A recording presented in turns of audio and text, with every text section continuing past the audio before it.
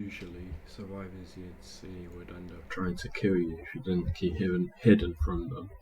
And what you did when you came into contact with other weapon-laden survivors, and they surely would kill you on sight, what would you do? That's down to instincts. You could go for miles and trek for hours through the wilderness before you even saw other people, other survivors. It was a massive wilderness. Well, there were max player limits, but you did see a player eventually, and if they had a weapon on them, your heart would beat with adrenaline rushing into you. But yeah, they'd be sitting in the hills of Elektro with a silent sniper rifle of some description scanning the streets through their scope. If they had a ghillie suit, unless you had somehow found a thermal camera, you'd be unable to spot them while they weren't moving.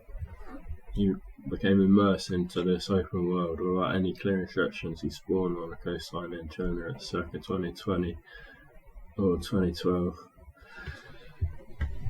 Indicators is cold. I'm hungry. Where am I? You ask yourself. By the sea there is a road, there's hills and trees. Follow the road, I guess. Eventually you come across some buildings, maybe on the edge of some town or village, or the outskirts of some city. Zombies would be found scuttling around slowly with their bewildered look and terrifying movement. You'd begin to scavenge for items which would help you with your survival, all kinds of baked beans, a knife, a warm jacket. If you had to fight the infected or the Zeds, now you could. Good luck going against an armed, loaded player though. You'd plan to go north if you wanted any of the good gear, or find a gun and murder your way to it. But really, you can't rely on killing another player for gear. You need to make a plan and stick to it, like find and scavenge the military airfields. Well, it could take about an hour on foot, so be prepared to stock up on the coastal cities and then head north.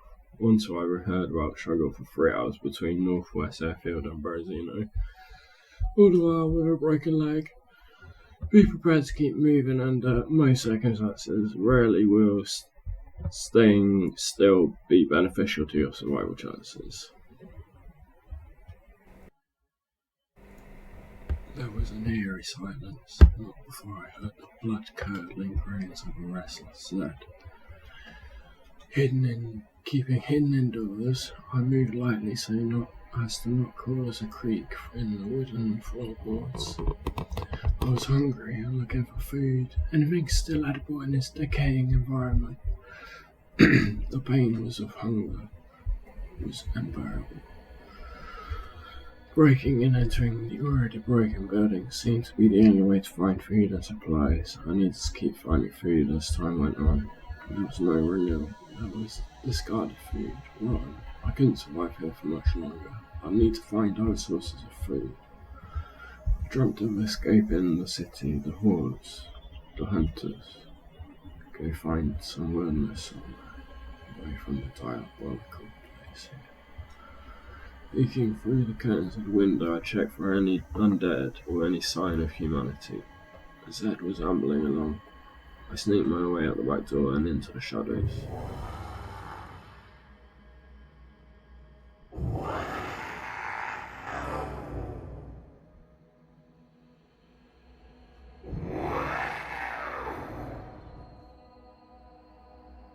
I moved through the city cautiously, avoiding the main roads and kept low as I moved between the crumbling streets.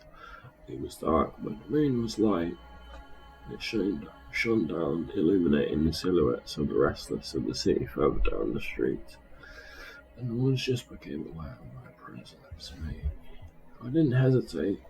I stepped through the doors, my boots crunching softly on the broken glass. I crouched down, listening to hear if any Zeds had followed me. Picking up and looking through the smashed windows of this place, I cautiously checked to see if I could see any Zeds. Sometimes they stay quiet. This time, no followed, so I don't know. Friendly? It must be a girl. Reality hit as I realised my life might be in danger. Nobody's friendly out here, I said. Well, I am, she said. Why are you here? I asked. Shh, we can't keep talking, the Zeds will hear us, she whispered. We decided to escape the city and find clarity in the hills above in the north. She was the first friendly I'd met in months. All the others, even the people, they were bloodthirsty and saw hunting as a sport. As friendlies, we saw it as means for survival, and friendship as a possibility for escaping this hellhole. Maybe she knew of a way through the wilderness in the north.